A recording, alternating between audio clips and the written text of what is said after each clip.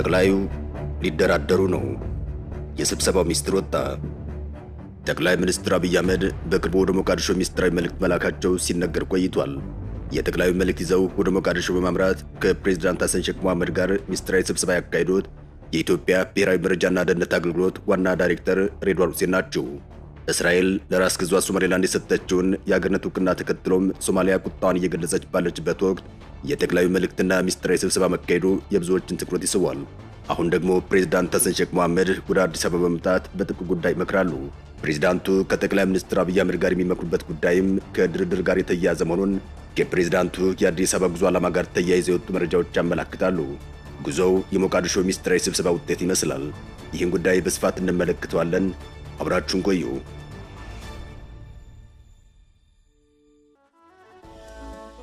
የአዲስ አበባ ሞቃዲሾ ስብሰባ። የሶማሊያው ፕሬዝዳንት ሐሰን ሼክ መሐመድ ከሞቃዲሾ ወደ አዲስ አበባ ደግሞ መምጣታቸው ይታወቃል። ቀደም ሲል ከታላቁ የኢትዮጵያ ህዳሴ ግድብ ምረቃ ጋር በተያያዘም መጥተው እንደነበር አይዘነጋም። አሁን ደግሞ ከወትሮ በተለየ መልኩ ወደ አዲስ አበባ መጥተው ከጠቅላይ ሚኒስትር አብይ አህመድ ጋር ይመክራሉ ነው የተባለው። የአዲስ አበባ ምክክር በቅርቡ ሞቃዲሾ ከተካሄደው ሚስጥራዊ ስብሰባ በኋላ መሆኑን የበርካቶችን ትኩረት ሳይስብ አይቀርም።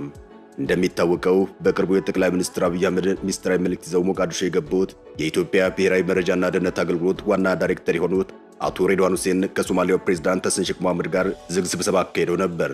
የወቅቱ የሞቃዲሾ ባለስልጣናት ስብሰባም ሚስጥራዊ እንደነበር ተነግሯል። ሬድዋን ሁሴን ከጠቅላይ ሚኒስትሩ መልእክት ይዘው እንደተጓዙና በቀጠናው እየታዩ ያሉ ለውጦች ላይ ያተኮረ እንደሆነ ብቻ ሲዘገብ ቆይቷል። እስራኤል ለራስ ገዟ ሶማሌላንድ የሰጠችውን የአገርነት ዕውቅና ተከትሎም ሶማሊያ ቁጣዋን እየገለጸች ይገኛል። በዚህ ጊዜ ከብዙ አቅጣጫ ቀጠናዊ ውጥረት የገጠማት ኢትዮጵያም ዲፕሎማሲያዊ ፍልሚያ ላይ ትገኛለች። የአገሪቱ ጠቅላይ ሚኒስትር አብይ አህመድን በተከታታይ ሳምንታት ወደ ቤተ መንግስታቸው የሚመጡ ዲፕሎማቶችን ሲያስተናግዱ ቆይተው በመጨረሻም ራሳቸው ጅቡቲ ድረስ እስከ መጓዝ መድረሳቸው ይታወሳል። ጅቡቲ ላይ ለኢትዮጵያ ታሪካዊ ባላንጣ የሆነችው ግብፅ እጇን አስገብታ የኢትዮጵያን ጉሮሮ ለመዝጋት እንቅስቃሴ በማድረግ ላይ ትገኛለች። የጠቅላይ ሚኒስትሩ የጅቡቲ ጉዞም ከዚሁ ጋር የተያያዘ እንደነበር በወቅቱ መዘገቡ ይታወሳል። ጠቅላዩ ከጅቡቲ ጉዟቸው በኋላ ነበር ሬድዋንን መልእክት አስይዘው ሞቃዲሾ የላኩት። ጠቅላይ ሚኒስትሩ ወደ ሞቃዲሾ ሚስጥራዊ መልእክት የላኩት በአዲስ አበባ ኢትዮጵያና የተባበሩት አረብ ኤሚሬቶች የጋራ መግለጫ ከሰጡ በኋላ መሆኑ በሌላ መልኩ ትኩረት ስቦ ነበር። የወቅቱ የጋራ መግለጫ ኢትዮጵያና ኤሚሬትስ አንዳችን የሌላኛቸውን ሰላምና ደህንነት እንዲሁም የግዛት አንድነት ለማስጠበቅ ያላቸውን ስትራቴጂክ አጋርነት በድጋሚ እንዲያረጋግጡ የሚያሳይ እንደነበር ይታወሳል። ሶማሊያ በአንጻሩ ከኤሚሬትስ ጋር ያላት ግንኙነት ሻክሮም ሆድና ጀርባ ሆነዋል። ይህንኑ የሁለቱን ሀገራት ግንኙነት ለማሻሻል ሆነ ለተያያዥ ዲፕሎማሲ ዓላማ ኢትዮጵያ ለሁሉም ነገር ድልድይ ወይም አስታራቂ ሆና ብቅ ብላለች። በጉዳይ ላይ ጠቅላይ ሚኒስትር አብይ አህመድ የማደራደር ኃላፊነት ሳይኖርባቸው አልቀረም። በቅርቡ የኢትዮጵያና የተባበሩት አረብ ኤሚሬቶች በአዲስ አበባ የጋራ መግለጫ ወጥቶ እንደነበር አይዘነጋም።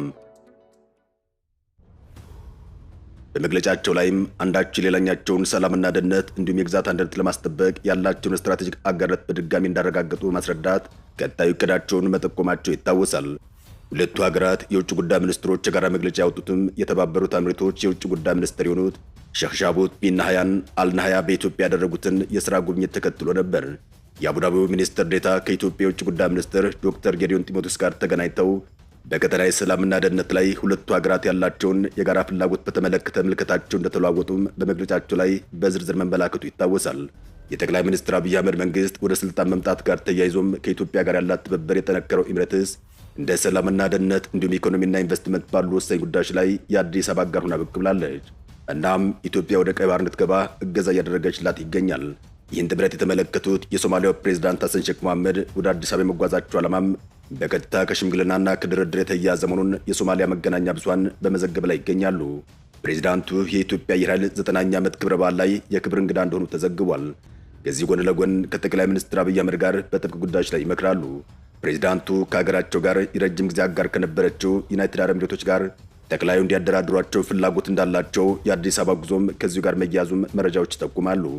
ኤሚሬቶች ከኢትዮጵያ ማዕከላዊ መንግስትና ከክልል መንግስታት ጋር ባላት ስምምነት መሰረት በቦሳሶ በኪስማዮና በበርበራ ወደቦች ላይ የልማት ስራዎችን ስታከናውን ብትቆይም ከእስራኤል ሶማሌላንድ ዕውቅና ጋር ተያይዞም ዩኤኢ ሉዓላዊነትን ጥሳለች በሚል ከሀገሪቱ ጋር የገባችውን የወደብ ማልማትና የጸጥታ ስምምነት ሙሉ በሙሉ መሰረዝ ከፍተኛ ሽኩቻና ውጥረት ውስጥ ገብተው ይገኛሉ።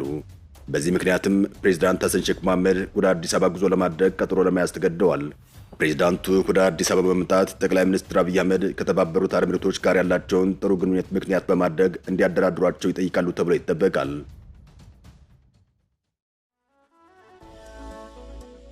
ጠቅላይ ሚኒስትር አብይ አህመድ የአደራዳሪነታቸውን ያክል አደራዳሪ ይፈልጋሉ። የጠቅላይ ሚኒስትሩና የመንግስታቸው የአደራዳሪ ፍለጋም ከወደብ ጋር ይያያዛል። እንደሚታወቀው በወደብ ምክንያት የኢትዮጵያና ኤርትራ ውጥረት ተካሯል።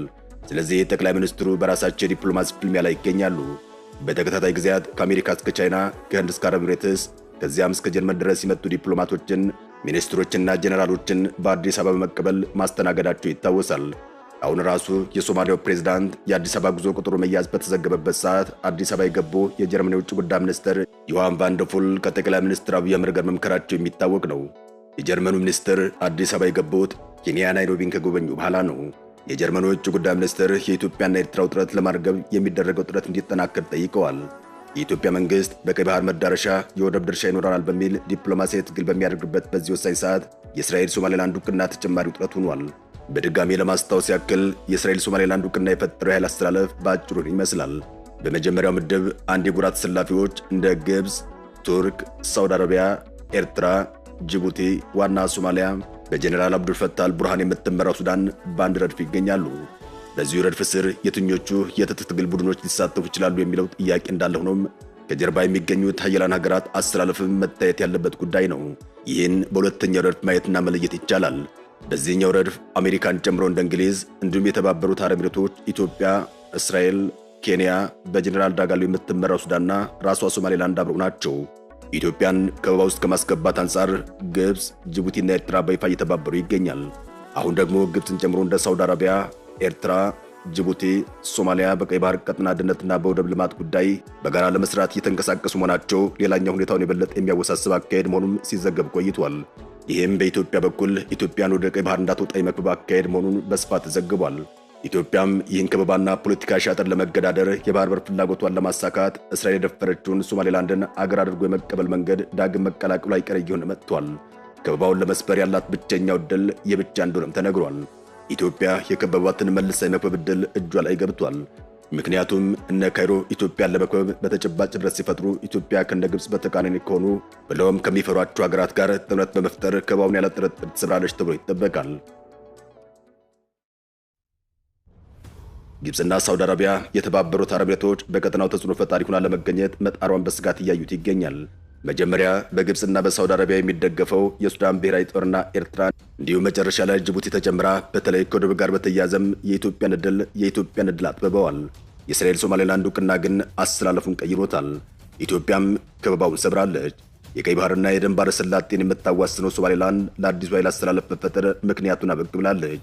ሶማሌላንድ ስትራቴጂካዊና ጂኦፖለቲካዊ ጠቀሜቷ በቀጠናው ተዋናይ መሆን የሚፈልጉ የውጭ ኃይሎችን እየሳበች ይገኛል። በቀጠናው ለመግባት ፍላጎት ካላቸው የውጭ ኃያላን ጋር የምታደርጋቸው የትብብር ስምምነቶች መጨመር የግዛቲቱን ስትራቴጂካዊ ዋጋ ከፍ እያደረገው መጥቷል። ዩናይትድ ስቴትስ፣ ቻይና፣ ሩሲያና የባህረ ሰላጤው ሀገራት በቀጠና ያላቸውን ስትራቴጂካዊ መተላለፊያ ማግኘት ወታደራዊ ሰፈር የመመስረት ብለውም ኢኮኖሚያዊ ተጽዕኖ የማንሰራፋት ግባቸውን ለማሳካት በሰፊ እየተንቀሳቀሱ ስለሆነም ወደ ሶማሌላንድ አይናቸውን ማሳረፋቸው አይቀሬ እየሆነ መጥቷል። ዕውቅናውን ተከትሎም የቻይና በጅቡቲ ወታደራዊ ሰፈር መመስረት እንዲሁም የባህረ ሰላጤው ሀገራት በበርበራ ወደብ ኢንቨስትመንት መሰማራት በአካባቢ ያለውን በወታደራዊና ንግዱ መስክ የበላይነትን ለመያዝ ያለውን ፉክክርና ሩጫ በቅጡ የሚያሳይ ማስረጃም ተደርጎ እየቀረበ ይገኛል። የእስራኤል መንግስት በቀይ ባህር ቀጠና እንደ አዲስ ትኩረት አድርገው የወጡ መረጃዎች እንደሚያመላክቱት ከሆነም የባህር ላይ ደህንነት፣ የኢራን ተጽዕኖ በቀይ ባህርና አካባቢው ያየለ መምጣት እንዲሁም ደህንነቱ የተጠበቀ የንግድ መተላለፊያ መስመር መፍጠር ፍላጎት መሰረት ያደረገ እንደሆነ ተነግሯል። ብዙዎች እስራኤል ለሶማሌላንድ ዕውቅና ለመስጠት ያበቃትን ምክንያት ሲያስቀምጡም እስራኤል በቀይ ባህር መተላለፊያ ኮሪደር ላይ እግሯን ለማስገባት ያላትን ስትራቴጂ በማመላከት ነው። አሜሪካ፣ ቻይና፣ ሩሲያና የባህረ ሰላጤው ሀገራት ያላቸውን ስትራቴጂካዊ መተላለፊያ ማግኘት፣ ወታደራዊ ሰፈር የመመስረት እንዲሁም ኢኮኖሚያዊ ተጽዕኖ የማንሰራፋት ግባቸውን ለማሳካት በሰፊ እየተንቀሳቀሱ ይገኛል። ይህም ፍጥጫውን ከፍ እያደረገው መጥቷል። እስራኤል በሶማሌላንድ ይፋ ዕውቅና የመስጠቷ ውሳኔም በምስራቅ አፍሪካ ፖለቲካ ብቻ ሳይሆን በመካከለኛው ምስራቅ ትልቅ ለውጥ ፈጥሯል። እስራኤል ሶማሌላንድን ዕውቅና መስጠቷ በምላሹ ወታደራዊ ቤዝ አሊያም የባህር ጦር ሰፈር ለማግኘት አስችሏታል። ይህም ከሁቲዎችና ከኢራን ጋር ያላትን ሽኩቻ ከፍ እያደረገው መጥቷል። ሶማሊያ፣ ግብፅ፣ ተርኪና አብዛኛው የአረብ ሊግ ሀገራት ከሶማሊያ ጎን በመቆም ከቁጣው ወደ እርምጃ ሊያመሩ ይችላሉ ተብሎ እየተጠበቀ ይገኛል። ያም ሆኖ ግን የሶማሌላንድ አካሄድ ለኢትዮጵያና ለአረብ ኤሚሬቶች ሊጠቅም እንደሚችል እየተዘገበ ይገኛል። ኢትዮጵያ ከሶማሌላንድ ጋር የተፈራረመችውን የመግባቢያ ስምምነት ዓለም አቀፍ ድጋፍ እንዲያገኝም በር ሊከፍት ይችላል እየተባለ ይገኛል። ይህም ለኢትዮጵያ የባህር ፍላጎት እንደ መልካም አጋጣሚ ሊታይ ይችላል። ነገር ግን አካባቢው የታላላቅና የመካከለኛ ኃይሎች የጦር ቀጠና ሊያደርገው ስለሚችል ስጋቱ አብሮ ይነሳል። ውሳኔው ግን በግብጽና በሶማሊያ መካከል ያለውን ጥምረት የበለጠ ያጠናክረዋል። ኢትዮጵያም በዚህ ውጥረት ውስጥ የጂኦፖለቲካ ፍጥጫ ማዕከል እየሆነች መምጣቷ ስለማይቀር በጥንቃቄ እርምጃ እንድትወስድ ይመከራል። ለዚህም ነው የጠቅላይ ሚኒስትሩና የፕሬዝዳንቱ የአዲስ አበባ ምክክር ትኩረት ሳቢ ያደረገው። አበቃን። ሰናይ ጊዜን ተመኘን።